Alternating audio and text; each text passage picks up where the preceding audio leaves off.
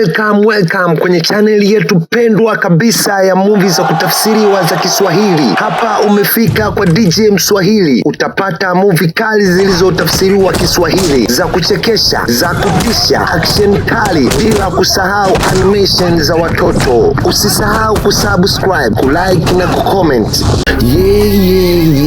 Welcome again. Tunarudi tena baada ya kuwatoroka Witchfinders na kwenda kukimbia kumtafuta jamaa mmoja aitwaye Jerry Muro, baba ya wale mapacha wawili, Baba Voz, ambaye yeye na familia yake wote wapo katika safari hiyo. Lakini bado jeshi la Witchfinders halijaacha msako wake la kuwatafuta. Baba Voz anakimbia hadi kwenye pango lake la siri aliyekuwa akijificha tangu akiwa mdogo, ambalo analijua.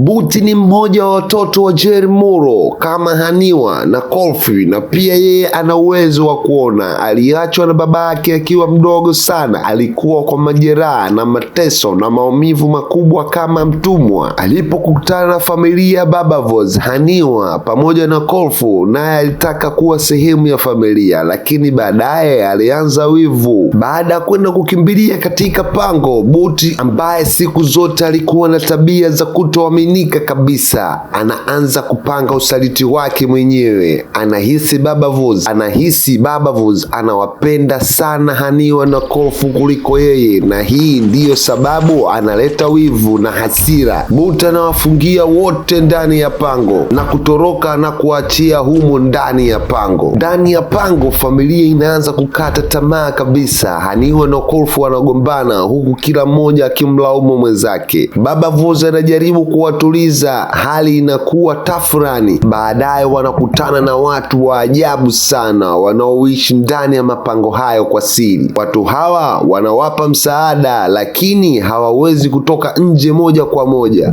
Upande mwingine, Magra amekamatwa, na safari hii ni uso kwa uso na yule Witchfinders na kiongozi wao mkubwa ambaye alikuwa akimtafuta miaka mingi sana, yule ambaye ana roho mbaya sana, anaua watu kwa kikatili mno.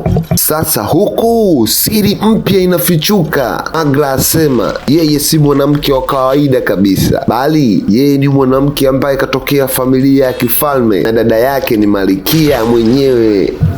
Kumbe yeye pamoja na Queen Kane ni ndugu. Kiongozi wa Witchfinders ashangazwa sana na siri hiyo. Magra ajaribu kumshawishi kabisa na kuwa awaache watoto wake waishi kwa usahihi katika dunia, lakini yule kiongozi akataa kabisa na kuendelea kutekeleza amri yake. Tunarudi sasa kwenye kiwanda cha kutengeneza hariri. Huku kunakutana na watu ambao wanafanya watumwa na wakiendelea kutengeneza hariri na kuishi katika maisha magumu. Tunakutana na msichana mmoja aitwaye Cora. Hapa tunamuona mwanamke Cora akiendelea kupambana kuishi katika maisha magumu sana. Kipande hichi kinaonyesha jinsi ambavyo hadithi yetu imejaa mateso na utumwa. Watu wanahitaji kuishi kwa gharama yoyote ile. Baba Voz na familia yake bado wamekamatwa pangoni, huku adui wakizidi kusogea kwa karibu. Wakati huo huo, Magra anaanza kupanga namna kuwalinda watoto wake kupitia siasa na ushawishi wa kifalme. Tunamuona anarudi katika familia ya kifalme na akianza kutumikia kama queen. Hali ya wasiwasi mkubwa unazidi kutanda na matukio makubwa yakiendelea kutokea kila siku.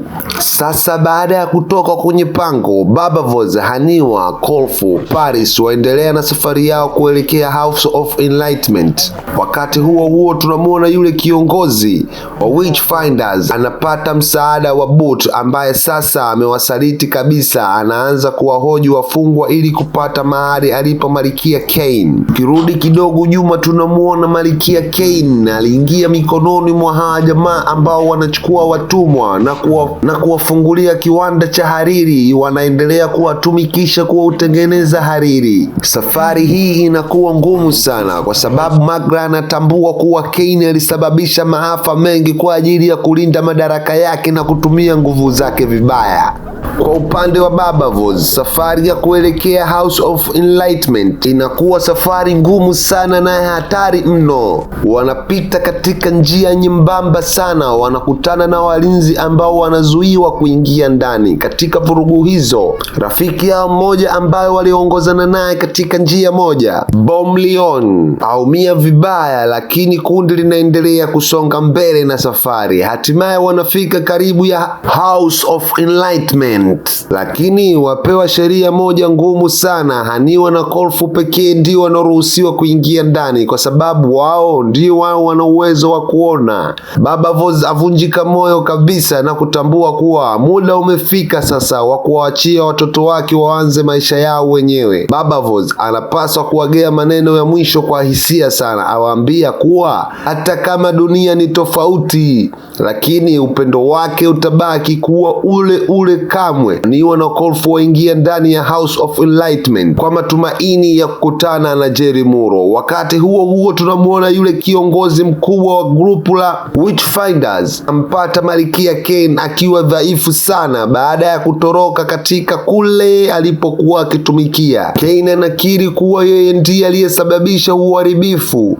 ili kuua wapinzani wake na kubaki na madaraka yake. Sasa yule kiongozi anabaki katika njia panda, anajiuliza aongozwe na nani, Magra ama Cain? Anajiuliza kuwa Magra anaweza akafaa zaidi kuwa malkia kuliko Cain. Hatimaye Haniwa na Kolfu waingia kwenye nyumba ya House of Enlightenment na hatimaye wanakutana na baba yao kweli, bwana Jerry Muro, kwa mara ya kwanza kabisa.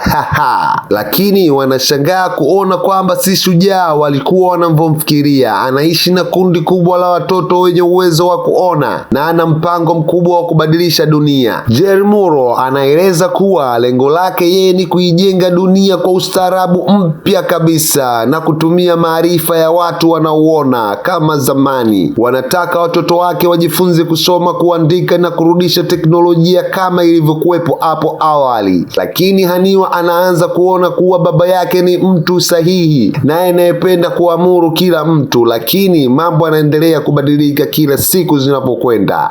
Wakati huo huo, Baba Voz, Paris pamoja na Bom Leon wafika eneo hilo. Baba Voz anagundua kwamba bwana Jerry Muro anataka kuchukua watoto wake kabisa na kuwaondoa kwenye maisha kabisa aliyowalea. Mvutano unazidi kuwa mkubwa kati ya wanaume hao wawili, Baba Voz pamoja na Jerry Muro. Kinanuka anayeona na asiyeona. Kwa upande mwingine wa kifalme, Malkia Magra akutana na dada yake Queen Cain. Ukweli unawekwa wazi kwamba Magra ndiye mrithi halali kabisa wa ufalme wa Payan. Watu wengi walianza kumuunga mkono Magra kuliko Cain kwa sababu Cain kasharibu tayari. Yule kiongozi wa Witchfinders anatambua kuwa amekuwa akitumiwa na Queen Cain kwa muda mrefu. Sasa anaanza kubadili msimamo wake na kuamua kumsaidia Magra, yule aliyekuwa adui yake. Wakati huo huo tunaona ndani ya House of Enlightenment Baba Voz na Jerry Muro kimenuka, wanapigana kwa hasira kubwa sana. Mtanange ni wa